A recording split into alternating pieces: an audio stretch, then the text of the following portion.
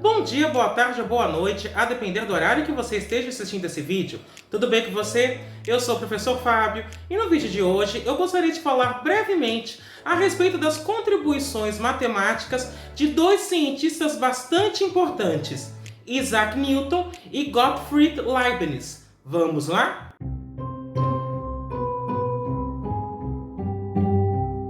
Antes de mais nada, eu vou pedir que você faça o já famoso cucocô, que é curtir, ou seja, deixa o seu like, aproveita e faz isso agora que você já não esquece.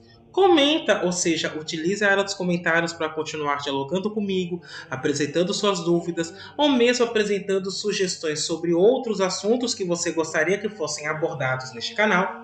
E, caso você goste desse vídeo, compartilhe com seus amigos, compartilhe com seus contatos, compartilhe com aquele seu amigo que tenha interesse pela parte histórica da matemática. Além disso, vou pedir para você clicar no sininho, se inscrever e ativar as notificações. Desta forma, toda vez que sair um vídeo novo por aqui, você vai ser avisado. O objetivo desse vídeo em particular é falar primordialmente de dois matemáticos que contribuíram e muito para o desenvolvimento da matemática, Isaac Newton e Gottfried Leibniz, que são chamados hoje de pais do cálculo, muito embora essa ideia de quem criou o cálculo gerou confusão durante muito tempo. Portanto, sem mais delongas, vamos começar a analisar o que cada um fez. O primeiro matemático que eu vou citar é Isaac Newton. Isaac Newton é conhecido não somente na matemática, é conhecido na física, é conhecido na filosofia, e basicamente o que se sabe a respeito de Isaac Newton é que ele nasceu prematuramente em 25 de dezembro de 1642. Depois da introdução do calendário gregoriano, a data foi reajustada para 4 de janeiro de 1643. Portanto, Newton nasce num dia de Natal, mas quando chega o calendário gregoriano é necessário fazer um ajuste de datas, em virtude de um possível atraso que estava acontecendo entre o ano civil e o ano solar. Nesse sentido, esse ajuste de datas, na realidade, compreende 11 dias e, portanto, 25 de dezembro de 1642 vira 4 de janeiro de 1643. É por isso, inclusive, que todos os livros que tratam da biografia de Newton dizem que ele nasceu em janeiro. Seu pai morreu antes do nascimento e a parteira disse à sua mãe que ele não viveria muito, o que se mostrou equivocado, porque Newton viveu até os 85 anos. Ele tinha 6 anos de idade quando a Guerra Civil Inglesa começou e sua infância foi turbulenta.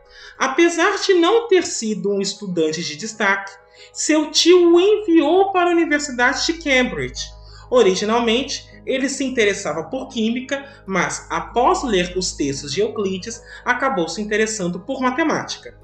A partir de 1663, ele se tornou aluno de Isaac Barrow, professor de matemática, o primeiro matemático que relacionou áreas e tangentes.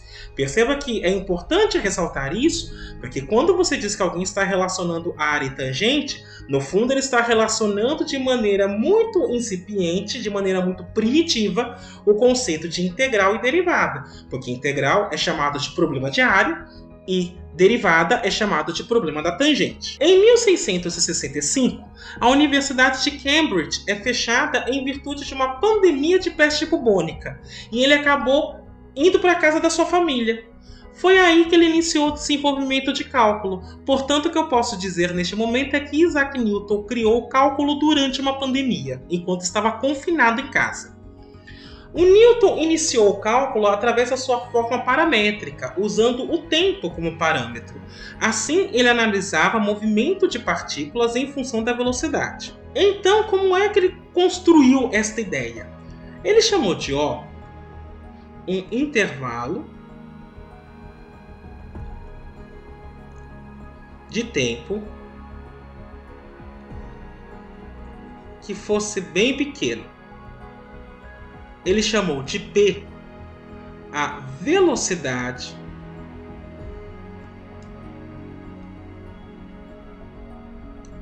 de uma partícula x. E, portanto, OP seria então o movimento de x durante esse intervalo O. Ele denota por Q a velocidade de uma partícula y. E aí ele considerou, por hipótese, que y e x obedecessem à seguinte relação: y elevado a um determinado valor n era igual a x elevado a um determinado valor m. Logo, se eu considero o deslocamento dessa partícula no intervalo de tempo pequeno, o que eu tenho é y mais ok. O ok, então, seria esse movimento no intervalo de tempo pequeno, de maneira similar ao que eu descrevi com OP. Então, y mais ok elevado a n seria igual a x mais OP elevado a m. O teorema binomial, que já havia sido construído e descoberto por ele, garante o seguinte: na hora que eu vou expandir esse binômio, eu vou ter n, que y elevado a n menos 1, mais O vezes A. Este A aqui, na realidade, é uma expansão polinomial que depende de y e de q. E do outro lado, eu vou ter m px elevado a m menos 1, mais O vezes b, que seria uma expansão também polinomial em função de x e p. O que ele percebeu foi o seguinte: se o O é muito pequenininho, o tal infinitesimal, eu posso desconsiderar essas duas parcelas.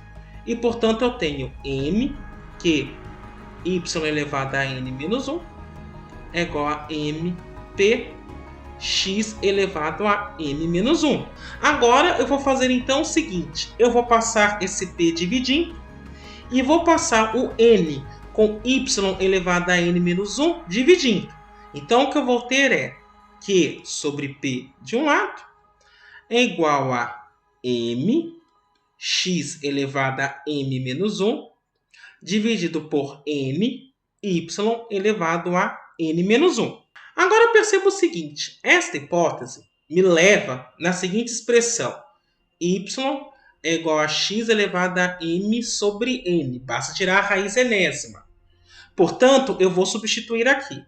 Então, eu tenho m x elevado a m menos 1, n x elevado a m sobre m, tudo isso elevado a n menos 1. E, portanto, a expressão que eu tenho é a seguinte: mx elevado a m menos 1 dividido por n. Perceba que na realidade eu tenho que fazer agora a distributiva entre expoentes, então vai ficar x elevado a m menos m sobre n. E, portanto, para escrever aqui então no cantinho, na realidade o que ele observa é o seguinte: q sobre p vira m sobre n, o x, perceba que agora tem uma divisão de potências de x, então ficaria esse expoente menos esse. Vai ficar m menos m, vai cancelar, esse menos 1 continuar aqui. Quando eu passar o menos nesse expoente, eu vou ter m sobre n menos 1. E perceba que essa expressão que eu acabei de apontar uma seta é basicamente a derivada da função potenciação quando eu estou considerando um expoente racional. E Q sobre P era considerada então uma taxa de variação, porque no fundo era a divisão de uma velocidade por outra. Assim, a ideia de derivada nasce a partir da ideia de taxa de variação. Outra fórmula de cálculo primitivo foi o conceito de fluentes e fluxions. O fluente é a quantidade que mensura o fluxo ou o movimento. É uma forma de mensurar o movimento. O fluxion é a taxa de variação do fluxo. É o que chamamos atualmente de derivada ou velocidade. Em seus Fluxions, escrito em 1671 e publicado somente em 1742, Newton substitui a notação P que ele usava para velocidade por x ponto. Essa notação, inclusive, costuma aparecer em alguns textos em língua inglesa. Sua notação para a operação oposta, ou seja, para encontrar um fluente através de um fluxo, não é mais utilizada. Newton tentou explicar fluxion em termos que seriam mais aceitos do ponto de vista lógico, chamando então de método de razões iniciais e finais, apresentado em Princípios Matemáticos da Filosofia Natural, que nós chamamos somente de Principia, no grande círculo acadêmico. Newton também se preocupou em refutar algumas objeções à sua teoria, discutindo o que se entende por instante de tempo, mensuração de movimento, velocidade de um corpo, tentando dar uma forma mais racional a estes conceitos. Então, por enquanto, Newton tinha contribuído dessa forma. Ele tinha pensado em taxas de variação e, nesse momento, as fórmulas das taxas de variação é o que hoje nós chamamos de derivada. O segundo responsável pelo cálculo tal qual o conhecemos era um homem público com caráter um pouco mais amável do que Newton. Bertrand Russell o descrevia como sendo um homem digno de pouca admiração. Segundo Russell, Gottfried Wilhelm von Leibniz, vou chamar somente de Leibniz, criou uma filosofia própria e a manteve em segredo, sabendo que ela não seria popular. Ao invés disso, ele teria então publicado textos otimistas, almejando conquistar amigos. E no final das contas, essa ideia de você publicar texto otimista a fim de ser querido, levou Leibniz a ser parodiado por outros filósofos. Da mesma forma que Newton, Leibniz teria interesse por vários assuntos na juventude e só se dedicaria à matemática na vida adulta. Ele nasceu em Lipsia, uma cidade alemã, em 1646 e entrou na universidade em 1661, exatamente aos 15 anos de idade. Assim como Descartes, Fermat e Viette, ele estudou direito, mas ele foi considerado novo demais para ser agraciado com um grau de doutor em leis quando encerrou o curso. Ele tinha 20 anos na época. Diferentemente de Newton, que era considerado misântropo, ou seja, ele era mais arredio ao convívio em sociedade, ele era considerado uma pessoa difícil de conviver em sociedade, algo que hoje nós chamaríamos como chato, Leibniz era sociável e comunicativo, o que levou então ele a se tornar diplomata. Durante a sua vida, a França era militarmente mais poderosa do que a Alemanha. Deste modo, ele tentou desviar os interesses do rei francês Luís XIV, chamado Rei Sol, para uma guerra santa contra o Império Otomano no Egito. Assim, a França não se preocuparia tanto em invadir a Alemanha. Foi em 1672, durante uma missão em Paris, que Leibniz teve contato com os textos de Pascal. No ano seguinte, ele viajou a Londres e estudou química, botânica, mecânica e magnetismo. Suas notas sobre matemática são bem esparsas, contendo uma referência a um método geral para encontrar tangentes. A partir desse encontro com a matemática em Londres, ele passou a estudar matemática e em menos de uma década ele construiu a maior parte do cálculo da forma que é ensinada hoje. Ele acreditava na ideia de infinitesimais, ou seja, quantidades tão pequenas que sua soma poderia dar qualquer número positivo, mas não era zero. É a ideia que nós utilizamos hoje do tão pequeno quanto se queira, quando nós estamos considerando o epsilon no limite, por exemplo. Os três tipos de número que ele considerava, finito, infinito e infinitesimal, poderiam ser multiplicados. Contudo, o produto de um número infinito por um infinitesimal poderia dar qualquer um dos três números. É o que a gente chama hoje de indeterminação. Então, quando no estudo de limites se diz não se pode multiplicar zero pelo infinito, porque pode dar qualquer coisa, esta ideia do pode dar qualquer coisa vem de Leibniz. Essa ideia de você conseguir fazer produtos entre infinitesimais e números infinitos, ela seria refutada no século XVII, mas no século XIX ela acabaria sendo ressuscitada e nós a aplicamos atualmente. Leibniz inventou a notação dx para identificar a diferença entre dois infinitesimais da variável x e dy para indicar a diferença entre dois infinitesimais da variável y, e por sua vez dy dx era a razão entre essas duas quantidades. Com o passar do tempo, essa ideia de divisão de infinitesimais acabou se tornando contraproducente, embora a notação tenha ficado, dy dx tenha ficado para indicar derivada a partir de infinitesimais, muito embora hoje, em pouquíssimas exceções, como por exemplo no estudo com diferenciais, você não considera dy dx como uma divisão, e sim como uma notação. O teorema fundamental do cálculo e o cálculo integral surgem a partir desta aproximação de Leibniz. Ele argumentava que, para calcular a área abaixo do gráfico de uma curva, seria necessário somar retângulos infinitesimais de altura y e largura dA. Como ele denotava y dx igual a dA, este resultado, então, o teorema fundamental do cálculo, seria uma consequência imediata no nível infinitesimal, porque na realidade, se eu quero recuperar a função y, bastava considerar então dA sobre dx. Como isso aqui é a notação de uma derivada, na realidade eu estou dizendo que y é uma espécie de antiderivada. Portanto, no nível infinitesimal, eu já teria aqui o teorema fundamental do cálculo.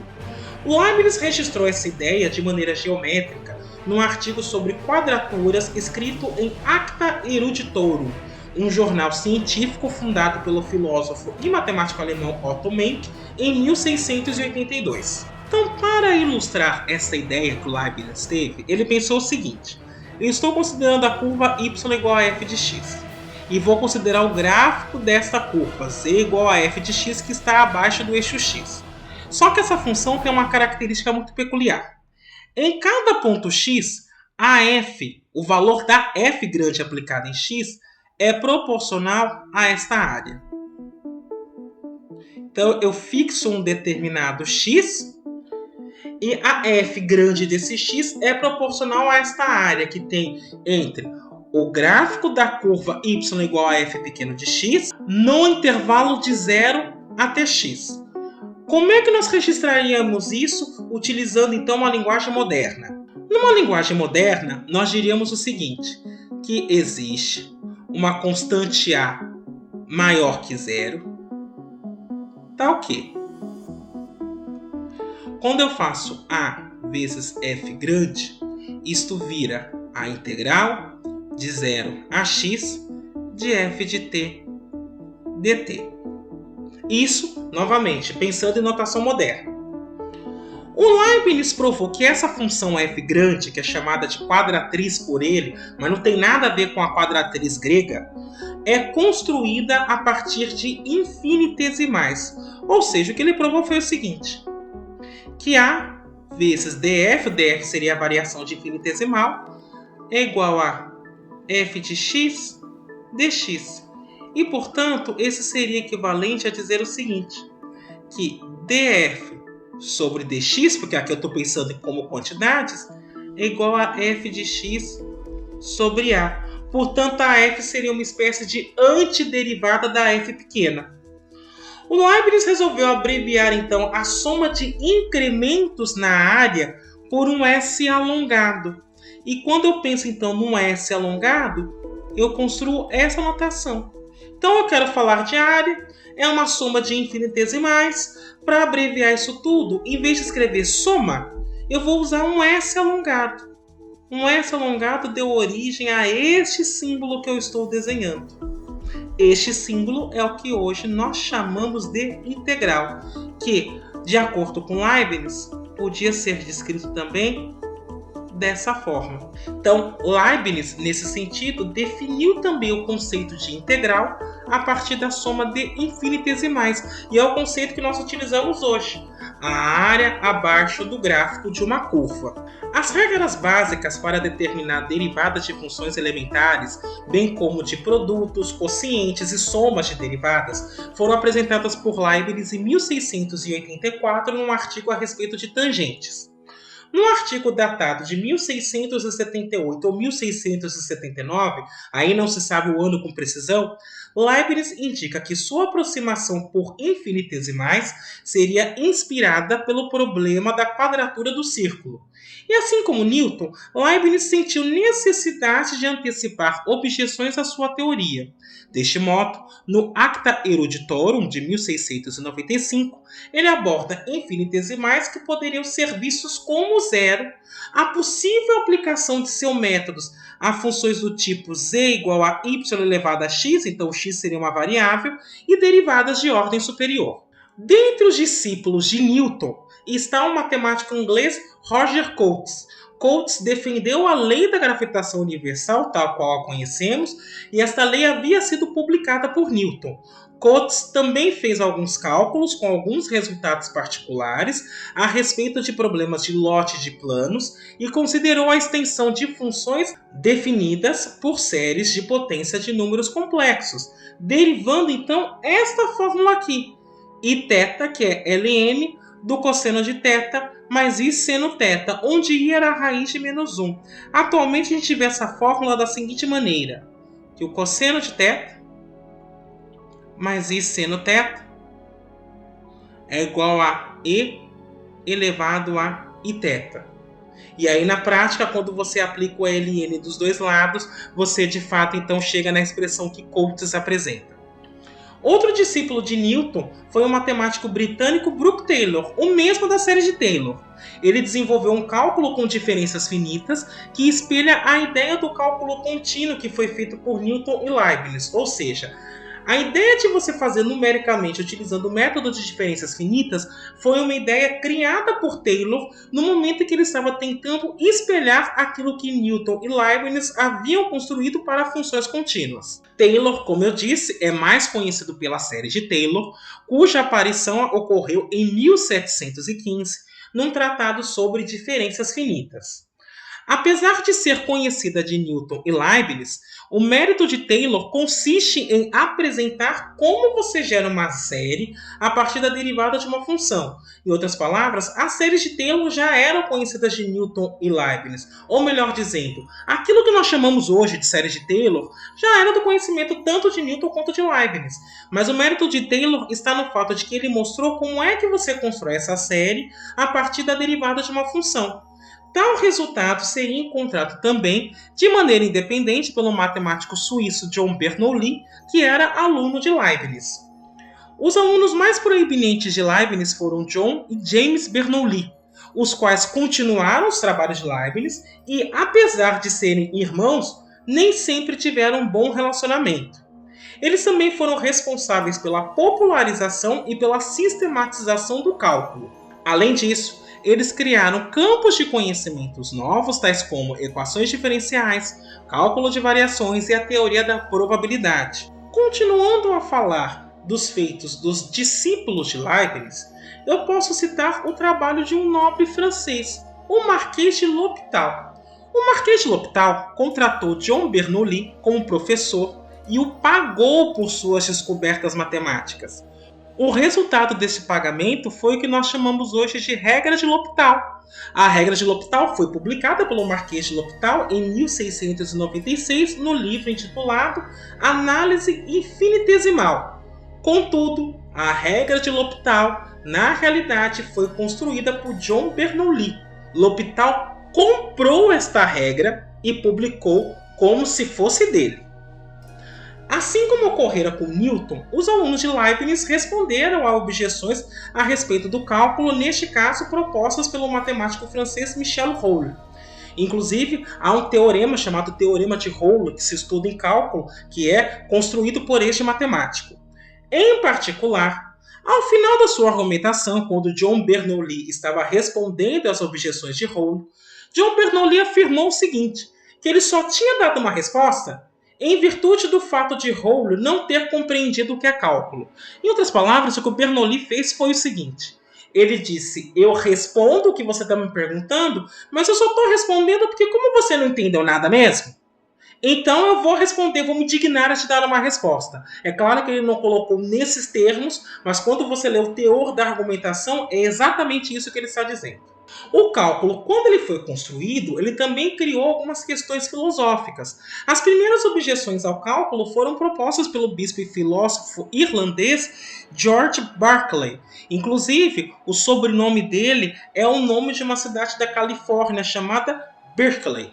Basicamente, a argumentação deste filósofo baseava-se no fato de que era muito difícil lidar com o infinitesimal ou mesmo conceber essa ideia do tão pequeno quanto se queira. Afinal, se é tão pequeno quanto se queira, por que não pode ser zero? Então este era um primeiro problema, uma primeira objeção à teoria que estava sendo construída. Novamente, Michel Rollo alegava que, de acordo com o livro de L'Hôpital, Uma curva poderia ser vista como uma sucessão infinita de linhas retas. Isso levava inevitavelmente à conclusão de que o infinitesimal era igual a zero. Tal fato, então, se comprovado, invalidaria tudo o que havia sido feito. Porque, afinal de contas, se você está baseando toda a sua teoria em soma de infinitesimais e esses infinitesimais são iguais a zero, então, na realidade, você está baseando a sua teoria em soma de zeros. E, portanto, você está dizendo que existe área igual a zero, já que área, por exemplo, seria um conceito construído com soma de infinitesimais. Se isso de fato é comprovado, você invalida todo o cálculo que havia sido construído. Esse debate em particular ocorreu de maneira privada entre os membros da Academia de Paris durante a primeira década do século XVIII. Só que os membros foram orientados naquele momento a não discutir esse tema em público. Por isso que ele foi aceito apenas no âmbito privado. E a justificativa para que isso não fosse discutido em público é que é curiosa. Veja, o que Michel Rolland alegava é que poderia haver um erro escrito pelo Marquês de L'Hôpital. Marquês de L'Hôpital, o da regra de L'Hôpital, que comprou a regra de Bernoulli. Só que, se você faz isso e comprova isso, na realidade você está derrubando a teoria de alguém que era considerado uma celebridade matemática. Então, para não fazer este ataque a esta celebridade em público que já havia falecido, diga-se de passagem, então para não fazer este ataque direto, se recomendava que esse tipo de discussão não fosse feita publicamente, mas sim num ambiente privado restrito aos gabinetes da Academia de Paris. Então perceba que o cálculo, enquanto ele estava sendo construído, ele também passou por discussões que eram menos matemáticas, por assim dizer, que envolviam muito mais o ego dos cientistas que estavam construindo essa teoria. Em particular, há uma treta histórica, que é uma das discussões menos edificantes na matemática, e essa discussão foi criada pelos discípulos de Newton e Leibniz. A discussão dizia basicamente quem é que havia criado o cálculo primeiro. Os discípulos de Newton diziam que era Newton, e os discípulos de Leibniz diziam que era Leibniz. Como é que começou essa treta? A treta começou da seguinte forma. O que a gente sabe, atualmente, é que Newton de fato fez as primeiras descobertas por volta de 1670 e só iria publicá-las 17 anos depois, em 1687. Leibniz, por sua vez, só começaria a fazer as suas descobertas em 1684. Só que o primeiro sinalzinho, a primeira faísquinha da treta, começou quando Newton descobriu, em 1695, que o continente europeu alegava que o criador do cálculo era Leibniz. Para ficar claro, porque de fato havia essa distinção, Newton morava na Grã-Bretanha. A Grã-Bretanha era uma ilha. Leibniz era alemão, morava no continente europeu. Perceba que aqui nós estamos falando do século XVII, final do século XVII. Não é como se a internet existisse naquela época ou como se as informações circulassem de maneira muito veloz naquela época. Portanto, para a Inglaterra e a Grã-Bretanha, Newton tinha criado o cálculo, enquanto isso no continente europeu acreditava-se que era Leibniz. Aí Newton descobriu em 1695 que o continente achava que Leibniz tinha criado o cálculo. Aí, em 1699, surgiu uma fofoca, é o melhor termo para descrever o que é isso, surgiu uma fofoca de um imigrante suíço que morava na Inglaterra, o senhor Nicolas Fatio de Duyer, que havia sugerido que, na realidade, o Leibniz era chamado de criador do cálculo no continente, mas, na verdade, o Leibniz só havia de fato concebido o cálculo porque, enquanto ele esteve em Londres, essa viagem de fato aconteceu, enquanto ele esteve em Londres, ele havia visto os trabalhos de Newton, que estavam com o bibliotecário da Sociedade Real Britânica, James Collins, e que ele tinha visto esses trabalhos em 1673. Portanto, este senhor diz que Leibniz havia plagiado Newton. De fato, Newton entregou esses textos para o bibliotecário para que ele pudesse fazer uma revisão e avaliar o teor do texto, assim como é feito hoje quando você manda o artigo para avaliação. E, segundo este senhor, o Leibniz, então, em algum momento, teve acesso a esses textos. Aí ele viu os textos, aprendeu, voltou para o seu país e construiu seu cálculo como se fosse dele. Era essa fofoca que tinha aparecido. Bem, o fato é que a fofoca foi o estopim para toda a disputa então. E aí começou-se uma baita de uma celeuma a respeito de quem teria criado o cálculo. Em 1711 ou 1712, novamente aqui não é possível precisar em quais dos 2 anos isso aconteceu, a Sociedade Real Britânica, da qual Newton era presidente, diga-se de passagem, analisou então o problema de quem havia criado o cálculo e relatou que acreditava-se que Leibniz havia visto certos documentos, muito embora não pudesse comprovar. E aí você deve estar se perguntando o seguinte: a matemática não circulava com grande facilidade entre os matemáticos do continente e os matemáticos da Grã-Bretanha. Mas e a fofoca? Essa esparramava com uma velocidade incrível. A confusão entre os matemáticos britânicos e os matemáticos do continente europeu assumiu tamanha proporção que chegou a um ponto que Newton reeditou o seu Principia e ele apagou as referências a Leibniz do livro.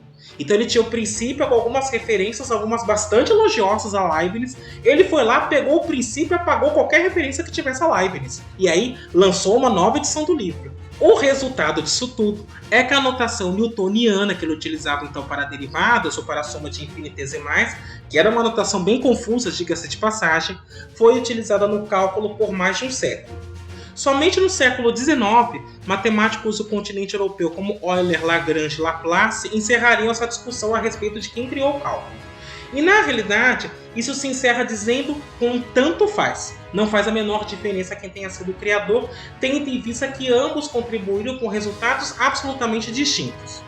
Estudiosos como o matemático e astrônomo escocês William Wallace reescreveram a teoria dos fluxions em termos de limites. Nesse momento, percebeu-se que a ideia de limite independe do movimento de partículas, exceto para exemplificação. Ou seja, se eu quero exemplificar o que é o limite, eu vou utilizar o movimento de partícula. Mas para definir o limite, ou seja, para definir essa teoria do que era chamado de fluxion, não havia necessidade efetiva de você ter o movimento de uma partícula. Eventualmente, os britânicos passaram a usar o termo derivada ao se referir a fluxion e integral para fluente. Assim, esses termos newtonianos então caíram em desuso. Uma última coisa que eu quero observar é como é que de fato então isso se tornou livro-texto dos cursos de ciências exatas. Bem, o primeiro livro-texto de cálculo registrado foi aquele escrito pelo Marquês de L'Hopital.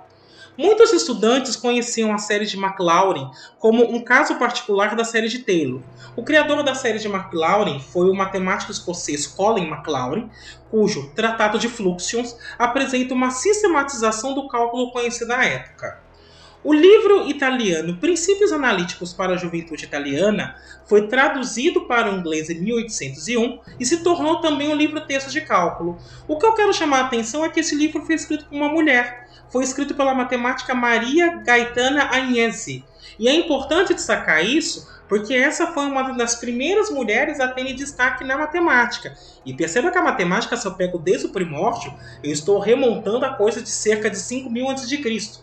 Mas só no século XVIII, de fato, você começa a dar crédito para os feitos de uma mulher. Ou seja, em termos históricos, isso é ontem. O livro-texto que seria adotado como base para os textos futuros foi escrito pelo matemático suíço Leonhard Euler em 1748. A obra, que seria intitulada como Introdução na Análise do Infinitesimal, é uma obra escrita em 2 volumes, apresentava a sistematização da geometria analítica em 2 e 3 dimensões, séries infinitas, as bases da teoria das funções algébricas e a apresentação moderna de trigonometria, a mesma que os professores de matemática ensinam hoje nas suas salas de aula.